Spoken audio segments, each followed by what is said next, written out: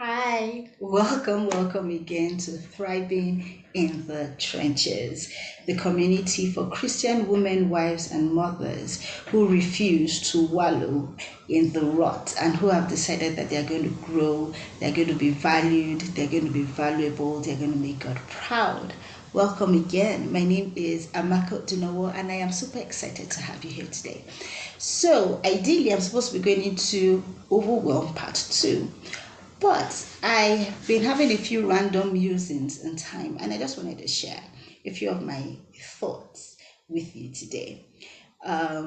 Recently, I did some form of calculation. I came across a post and I sat down to calculate time. So, in a month of 30 days, we have roughly 720 hours. And I was like, okay, what can I do with 720 hours? And I started from sleep because, yes, we've got to rest. So if you take 8 hours, which is, we're recommended as adults to have between 7 to 9 hours of rest and sleep per day. So I said, okay, take 8 hours. In 30 days, you have roughly 240 hours. And then let's say you have a full-time job and then you put in 8 hours for 5 days, and that gives you 160 hours. So that comes to roughly about 400 hours. And so let's say if I want to spend 60 hours, 2 hours per day, 60 hours on spiritual development, on actually saying, okay, this is Bible study time and prayer time and things like that. That's 60. And then I say, okay, I'm spending 40 hours on personal development, growing myself. That's an additional 100 hours. And that's 500 hours. And I still have 220 hours. Now, I realize that that is pretty simplistic because you have a husband, you have children, you have a home to run, we have commute time and all of that. So we shave it here, we shave it there. My point is, if we keep looking at time as a resource that we don't have enough of, it will never be enough. For when it comes to time, you have to have an abundance mentality. You have to realize that God is perfect. God is holy. God gives only which is good. And God decided that 24 hours in a day was enough for you to do everything that He has planned for you to do. The Bible says that before the foundation of the earth, before the earth was even formed, He loved you, He chose you, adopted you, He created good work for you to do. If He created good work for you to do, He created enough time for you to do it in. And so my question is today, how are you looking at time? Are you looking at time with an abundance mindset? Or are you looking at time with this is never going to be enough? I was sharing this with a friend of mine, and she is an agriculturist. And she was sharing that in one of her classes during her master's program, they told them that when they are measuring things, they should measure with the higher what's the word? The higher calculator, whatever denominator. They should not measure with the lower one. So, for instance, they should measure with kilometer instead of measuring with millimeters. The way you see things, that's how you draw it to you. That's how you look at it. So if I look at an idea and I say it's never enough, it will never be enough.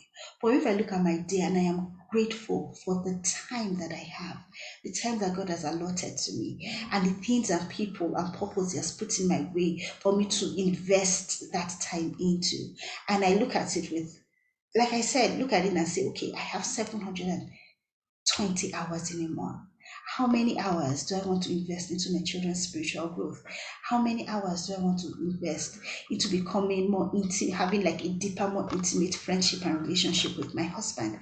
How many hours do I want to invest into spend with my friends and with my loved ones? How many hours do I want to invest into rest and relaxation and rejuvenation and sleep?